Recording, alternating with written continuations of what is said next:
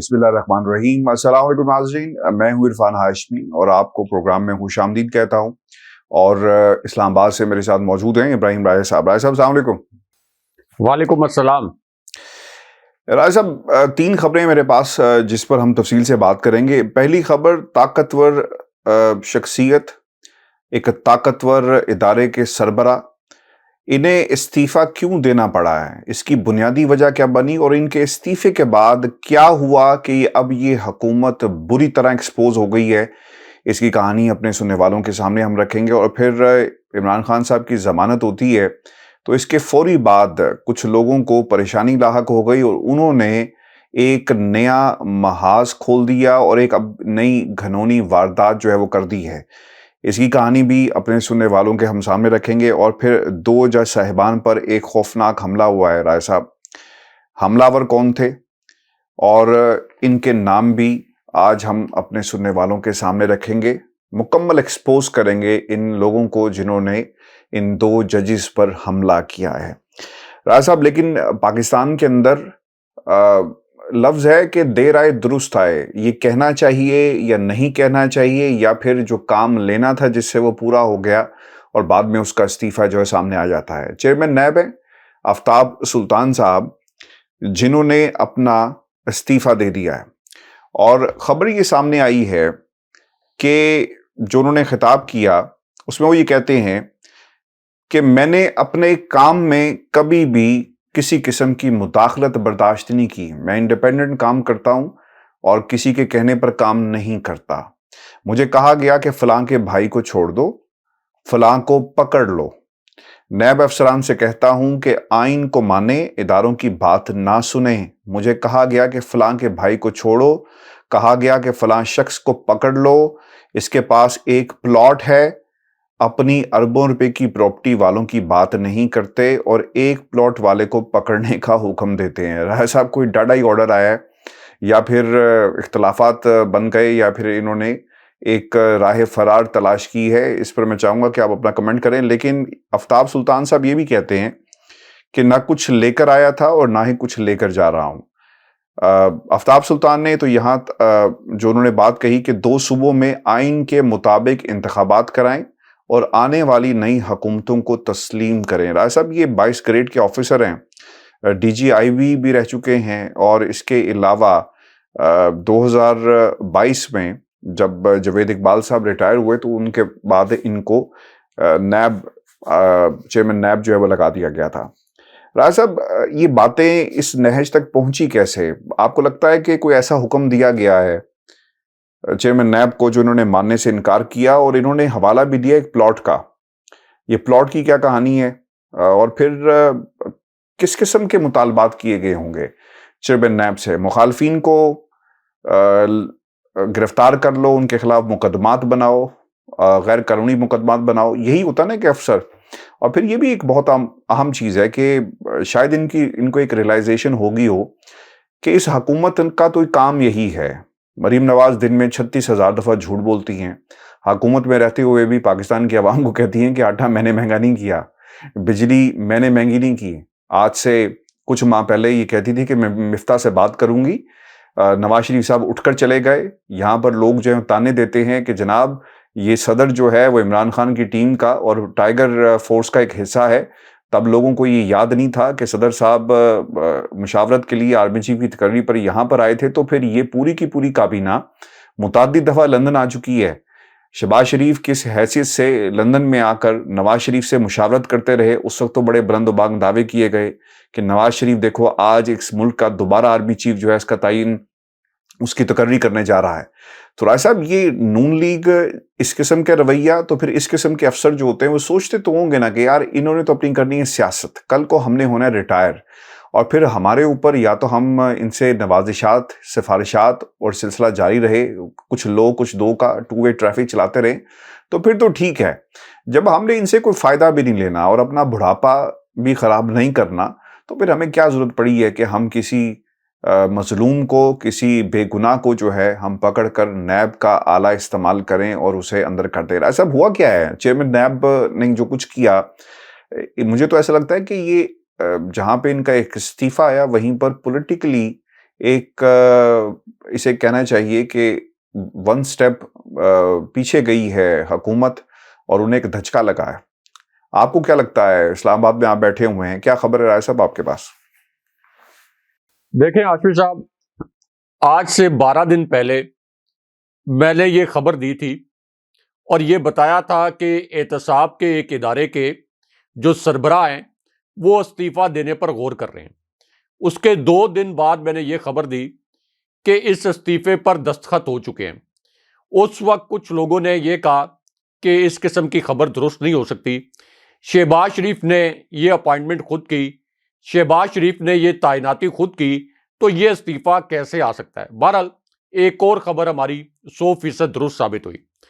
اب ہاشمی صاحب، اس کی جو اندرونی کہانی ہے وہ بھی بڑے مزے کی ہے، کیونکہ آفتاب سلطان صاحب کو جو پریشرائز کیا گیا تھا، جو دھمکایا گیا تھا، ایک تو عمران خان صاحب کے خلاف جو نام نہاد ہیلی کاپٹر کیس بنایا تھا اس امپورٹڈ حکومت نے، اس کے متعلق چیئرمین نیب پر بڑا دباؤ تھا اور ان کو دھمکایا گیا کہ یہ جو کیس ہے یہ آپ عمران خان صاحب کے خلاف آگے چلائیں اور عمران خان صاحب کے خلاف ریفرنس بنائیں اور عمران خان صاحب کو اس ریفرنس میں گرفتار کریں. اور خواہش یہ تھی کہ دن دگنا رات چگنا اس کے اوپر کام کریں اور ود ان ویک جو ہے اس کے اوپر فیصلہ لے کے آئیں اور عمران خان صاحب کو ہیلی کاپٹر کیس میں گرفتار کریں. اب اس میں جو ہمارے ذرائع ہیں ان کا بتانا یہ ہے کہ صاف انکار کر دیا گیا چیئرمین نیب کی جانب سے، اور یہ انکار اس وجہ سے کیا گیا، انہوں نے شہباز شریف کو بتایا کہ اس کیس میں کسی قسم کے شواہد موجود نہیں ہیں.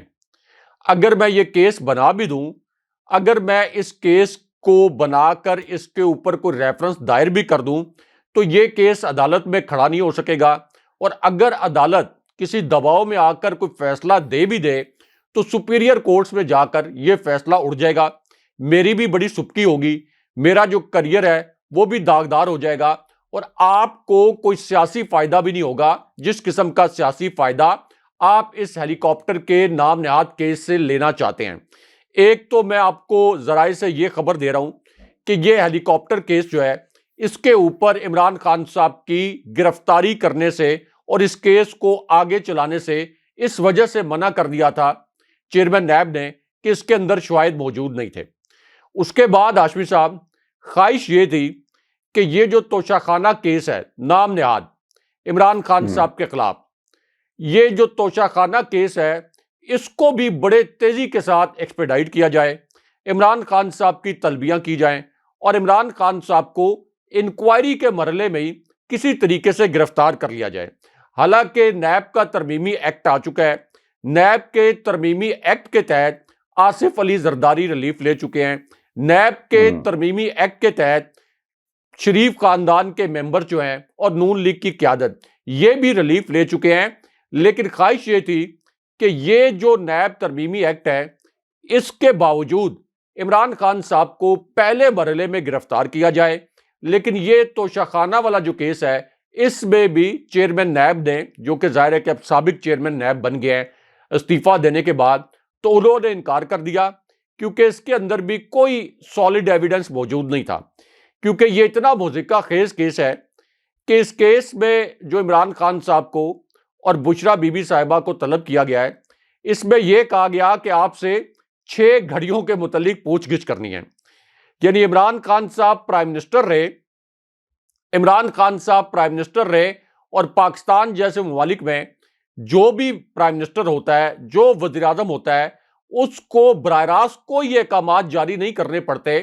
وہ اگر اپنی ہلکی سی نوڈنگ دے دے، اگر وہ ہلکا سا اشارہ دے دے اپنے پرنسپل سیکرٹری کو، بلکہ براہ راست اشارہ بھی نہ دے، کسی اپنے وزیر وغیرہ کے ذریعے اشارہ دلوا دے، تو ہاشمی صاحب ایک دن میں 5-10 ارب روپے پاکستان کے نظام کے تحت پرائم منسٹر جو ہیں وہ یہاں کماتے رہے ہیں اور کما لیتے ہیں، یعنی کرپشن کے ذریعے. ایک ہاؤسنگ سوسائٹی کا NOC جاری کرنے کے لیے ہاؤسنگ سوسائٹیز جو ہیں وہ اربوں روپے کی رشوت دینے کے لیے تیار ہوتی ہیں. تو ہاشمی صاحب اس کے باوجود عمران خان صاحب جو 3.5 سال پرائم منسٹر رہے تو ان کو توشہ خانہ کی گھڑیاں توشہ خانہ سے قواعد و ضوابط کے مطابق خرید کر فروخت کرنا پڑی۔ یہ عمران خان صاحب کی بے گناہی کا سب سے بڑا ثبوت تھا کہ ان کے پاس اور ان کا کوئی مالی سکیم نہیں تھا، اور ان کے کوئی مالی حالات اتنے اچھے نہیں تھے کہ ان کو توشہ خانہ سے گھڑیاں خرید کر قواعد کے مطابق انہوں نے فروخت کی۔ مثال کے طور پر اگر عمران خان صاحب نے یہ جو کک بیکس کا میں ذکر کیا جو کہ بڑے خاموشی سے لے لیے جاتے ہیں، عمران خان صاحب نے اس طرح سے کوئی 15-20 ارب روپے بنائے ہوتے، چلے 15-20 نہیں 8-10 ارب روپے بنائے ہوتے، تو کیا وہ یہ 2-3 کروڑ روپے کی گھڑیاں فروخت کرتے؟ کیا وہ یہ گھڑیاں فروخت کرتے؟ تو جاننے والے جانتے ہیں کہ عمران خان صاحب کے جو مالی معاملات ہیں وہ ہمیشہ سے ٹائٹ رہے ہیں۔ عمران خان صاحب کوئی جاگیردار، سرمایہ کار یا صنعت کار تو نہیں تھے۔ اب جو مضحکہ خیز قسم کا نوٹس جاری کیا لٹیرے گیا بھی نہیں تھے طلبی کا، رائے صاحب، لٹیرے بھی نہیں تھے، بزنس مین بھی نہیں تھے، اور ان کے کچھ جدادے، ان کے دادا جی جو ہے نا وہ چھوڑ کے بھی نہیں گئے تھے۔ یہ بھی امپورٹنٹ نکتہ رائے صاحب، اپنا سب کچھ بیچ کے وہ پاکستان گئے، فلیٹ یہاں سے بیچا، لندن سے بیچا، پاکستان جا کر سب کچھ رکھا، باہر کچھ نہیں رکھا۔ اچھا ایک اور ہاشمی صاحب اس طلبی کے نوٹس میں جو ایک فقرہ لکھا ہوا ہے وہ یہ لکھا ہوا ہے کہ ایک آئی فون کے متعلق بھی تفتیش کرنی ہے۔ اندازہ کریں کہ ایک شخص جو 3.5 سال پرائم منسٹر رہا، اس کے متعلق یہ تفتیش نہیں کرنی کہ فلاں موٹر وے آپ نے بنائی، Swat express way, Swat motor وے آپ نے بنائی، جتنی سڑکیں میاں نواز شریف نے اپنے 3.5 سال میں 5 سال کے ٹینیور میں بنائی تھی، عمران خان صاحب نے 3.5 سال میں جو مراد سعید وزیر مواصلات تھے تو اس سے 1.5 گنا سڑکیں بنائیں۔ اس حوالے سے یہ الزام نہیں ہے کہ آپ نے کوئی کک بیکس لے لیے، کوئی ٹھیکے میں آپ نے بے قاعدگی کر دی، کوئی کرپشن کر لی، کوئی کمیشن لے لیا، آپ کے اوپر کوئی 3-4 ارب روپے کا الزام ہے۔ پوچھ گچھ کس کے اوپر کرنی ہے؟ باقاعدہ یہ جو طلبی کا نوٹس ہے اس کے اندر مینشن کیا گیا ہے کہ ایک آئی فون کے متعلق عمران خان صاحب سے اور ان کی اہلیہ بشرا بی بی صاحبہ سے پوچھ گچھ کرنی ہے۔ تو ہاشمی صاحب ڈیٹا رائے صاحب ڈیٹے کے حوالے سے ہے کہ اس کی کہ یہ فون آپ کو کسی نے گفٹ دیا، یہ بھی بڑا مذائقہ خیز معاملہ ہو۔ فون کہاں سے آیا؟ فون کہاں سے آیا؟ اگر آپ کو توشہ خانہ میں ملا تھا، اگر توشہ خانہ میں ملا تھا تو آپ نے کیوں رکھ لیا؟ میں ایک بات عرض کر دوں سننے والوں کے لیے بھی، برطانیہ میں نا 40 پاؤنڈ مہینے کے اوپر آپ کو آئی فون نیا مل جاتا ہے رائے صاحب، اور یہ ملک کے سب سے بڑے عہدے پر جو شخص رہ چکا ہے عمران خان، آپ اس سے جو انکوائری کر رہے ہیں نکلا کیا ہے؟ یعنی ہم پہلے سمجھتے تھے کہ جناب خانہ کعبہ کی گھڑی بیچ دی، یہ بیانیہ رائے صاحب ان کا، اب اس میں آئی فون بھی شامل ہو گیا ہے۔ جی آئی فون کے متعلق بھی تحقیقات کرنی ہے۔ اور ہاشمی صاحب یہ جو نام نہاد انہوں نے ایک بیانیہ بنایا تھا کہ خانہ کعبہ والی گھڑی بیچ دی، ہاشمی صاحب یہ توشہ خانہ کے جو تحائف ہیں ان کی 1 سال کے بعد اگر جس کو یہ تحفہ ملا ہوتا ہے وہ توشہ خانہ میں اگر جمع کرا دے تو 1 سال کے بعد اس کی نیلامی ہوتی ہے۔ ہر صورت میں جو چیز آپ گھر نہیں لے کے جا سکتے وہ ہے بیش قیمت گاڑیاں، لیکن آصف علی زرداری اور میاں نواز شریف یہ اربوں روپے کی جو گاڑیاں ہیں یہ خلاف ضابطہ گھر لے گئے تھے۔ ان کے خلاف پھر ریفرنس بھی دائر ہوئے تھے عدالتوں میں، لیکن سب کو پتا ہے کہ جس طرح سے رجیم چینج آپریشن ہوا، جس طرح کی ایک ڈیل ہوئی، تو اس کے بعد وہ تمام ریفرنسز جو ہیں وہ قصہ ماضی بن گئے۔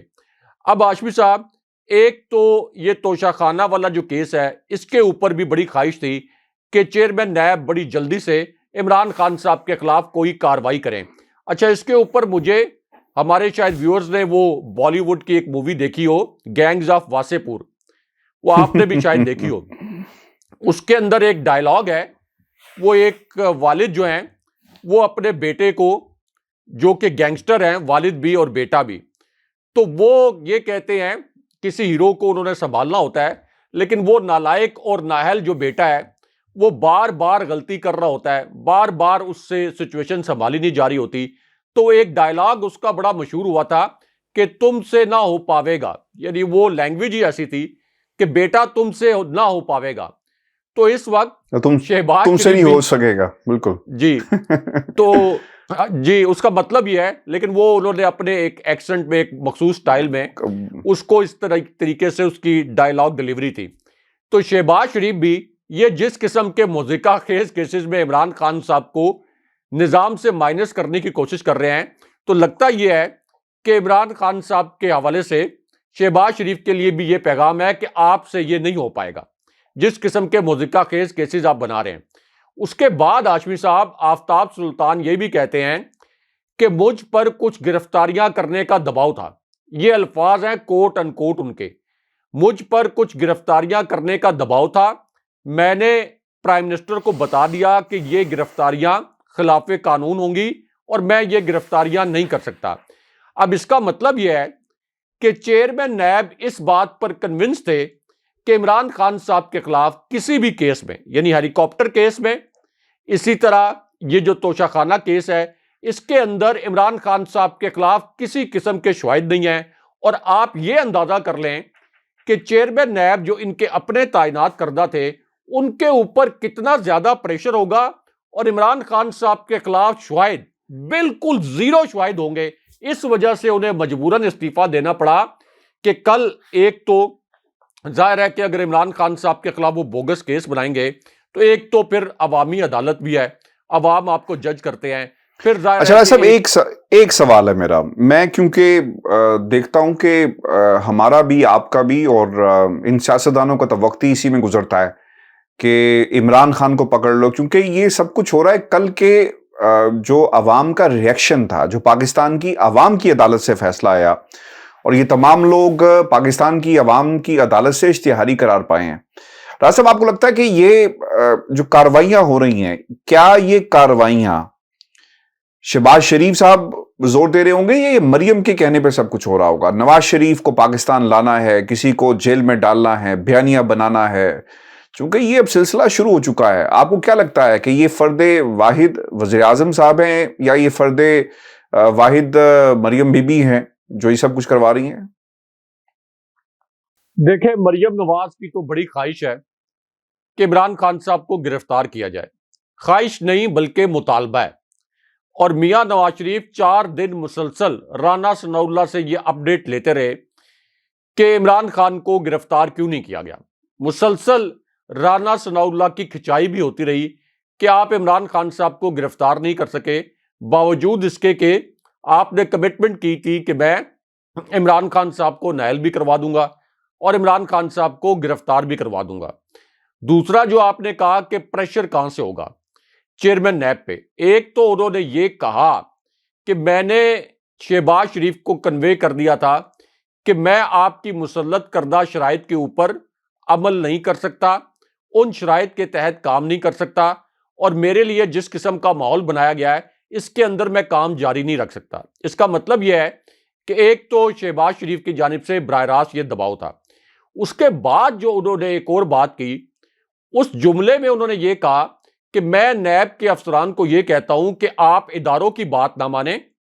یہ بھی بڑا معنی خیز جملہ تھا کہ آپ اداروں کی بات نہ مانیں، آپ آئین کے تحت، قانون کے تحت اپنا یہ جو پروسیڈنگز ہوتی ہیں احتساب کی، اس کو قانون اور آئین کے تابع رکھ کر آگے چلائیں۔ اور پھر ہاشمی صاحب انہوں نے یہ اشارہ بھی دیا کہ مجھے پہلے مرحلے میں ہی، یعنی تحقیقات کے پہلے مرحلے میں ہی اس طرح کی دھمکیاں دینا شروع کر دی گئیں کہ آپ نے کچھ گرفتاریاں کرنی ہیں، اور واضح طور پر ان کا اشارہ عمران خان صاحب اور بشرا بی بی صاحبہ اور عمران خان صاحب کے ساتھ جو ان کے کیبنٹ ممبر ہیں ان کی جانب تھا۔ خاص طور پر عمران خان صاحب کے متعلق سب کو پتا ہے کہ نیب کے اوپر دباؤ تھا کہ خان صاحب کے خلاف کسی طریقے سے کوئی ریفرنس دائر کیا جائے تاکہ ہم کوئی بیانیہ بنائیں کہ عمران خان صاحب کا کوئی مالی سکیم آ گیا۔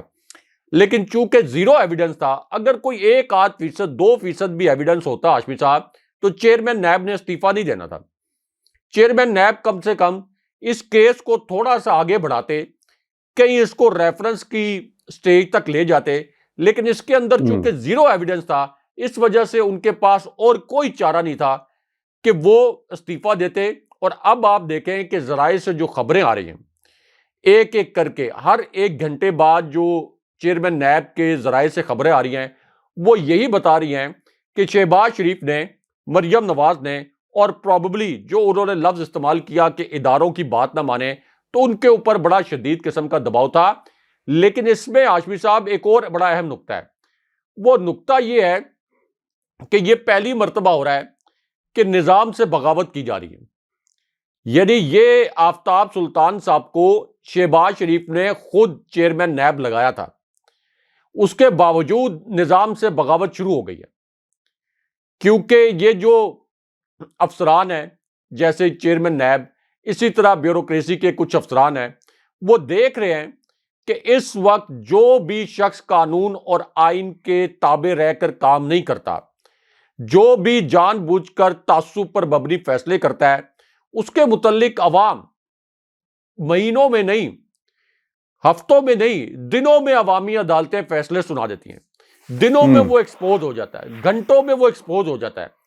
تو اس وجہ سے بھی ہاشمی صاحب، یہ جو ایک شعور عمران خان صاحب نے لوگوں میں پیدا کیا، اس شعور کا اب بڑا دباؤ آیا ہے. یعنی ان اعلیٰ افسران پر بڑا دباؤ آیا ہے، اور اس کی وجہ سے ہم نے دیکھا کہ یہ ایک نظام سے بغاوت کی گئی. لیکن اس میں بڑی امبیرسنگ سچویشن ہے چیف الیکشن کمشنر کے لیے.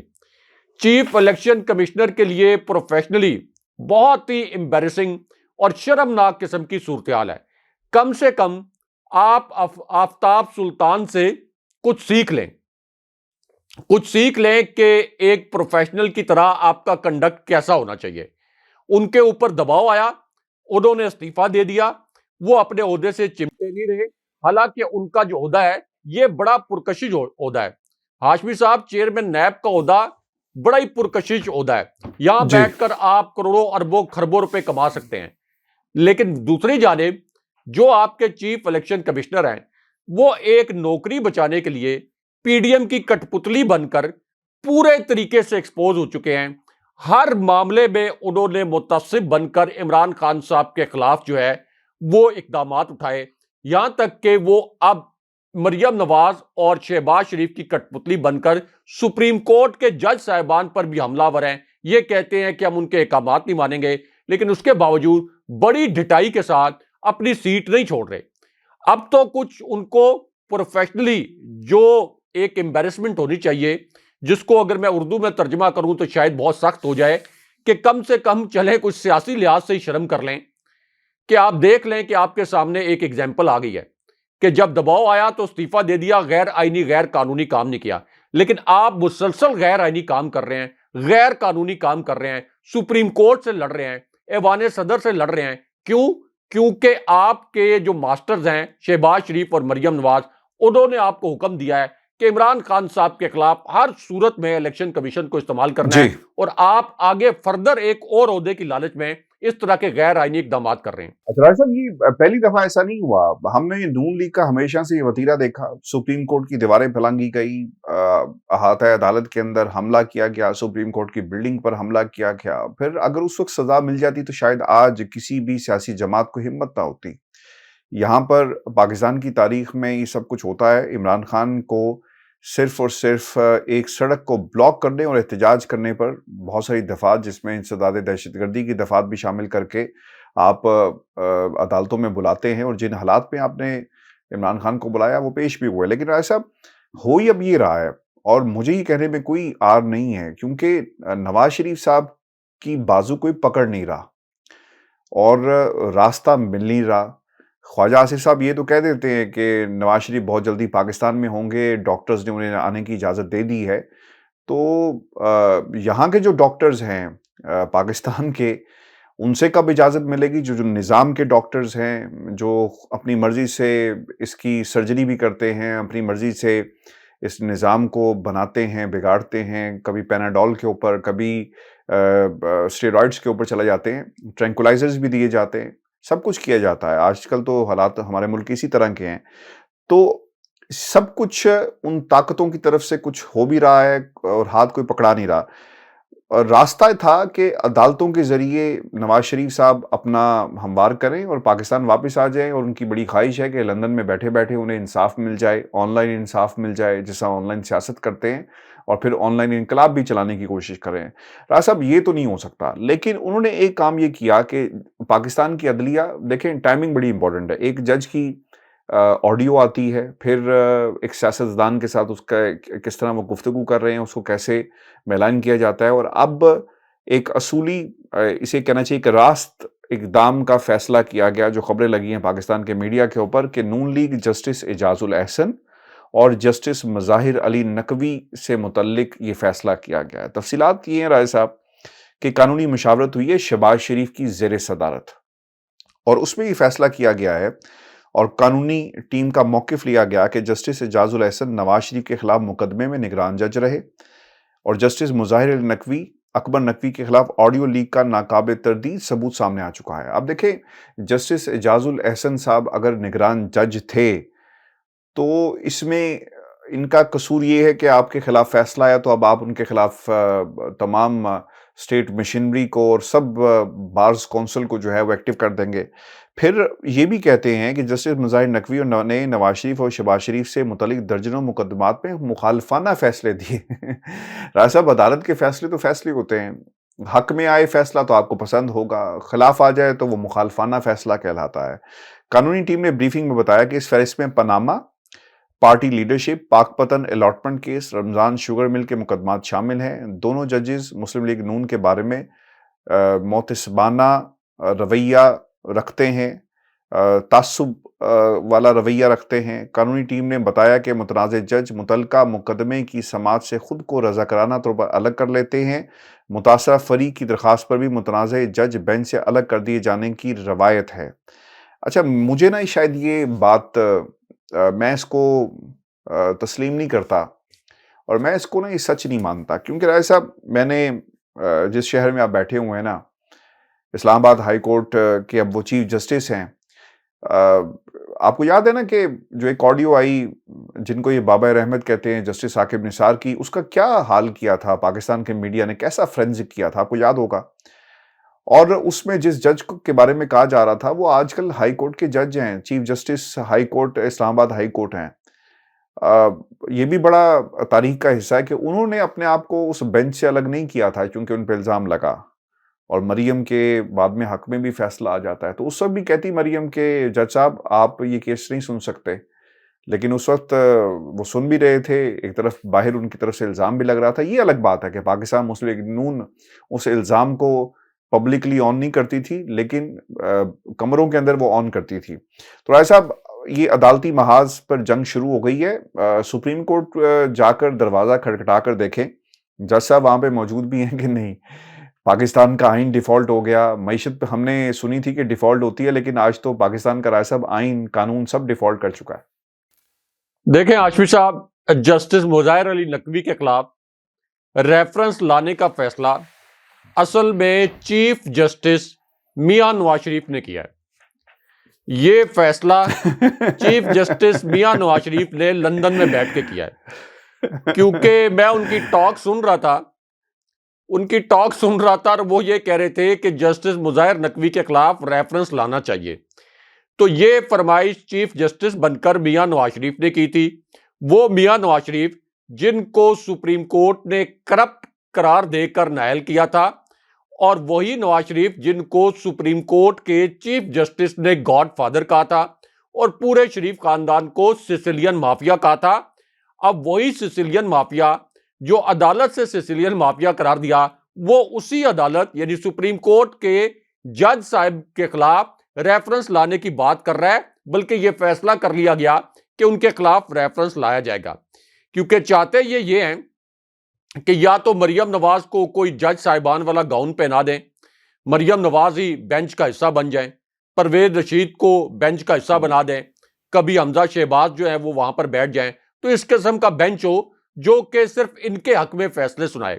حالانکہ اس وقت پاکستان کی عدلیہ سے عام عوام کے، پاکستان کے سیاسی حلقوں کے، پاکستان کے سوشل میڈیا کے صارفین کے جتنے شکوے ہیں، وہ شکوے درست ہیں کہ بدترین سپریشن میں، بدترین انسانی حقوق کی خلاف ورزیوں کے باوجود سپریم کورٹ کے جج صاحبان نے اور چیف جسٹس صاحب نے ان معاملات کا نوٹس نہیں لیا، لیکن اس کے باوجود اب یہ چاہتے ہیں کہ کوئی ایک فیصلہ کسی کیس میں کسی قسم کے ریمارکس جو ہیں یہ شریف خاندان کے خلاف نہیں آنے چاہیے، کیونکہ یہ سمجھتے ہیں کہ ہم اتنے بڑے سیسیلین مافیا ہیں کہ کسی کو جرت نہیں ہونی چاہیے کہ کوئی ہمارے خلاف بات کر سکے۔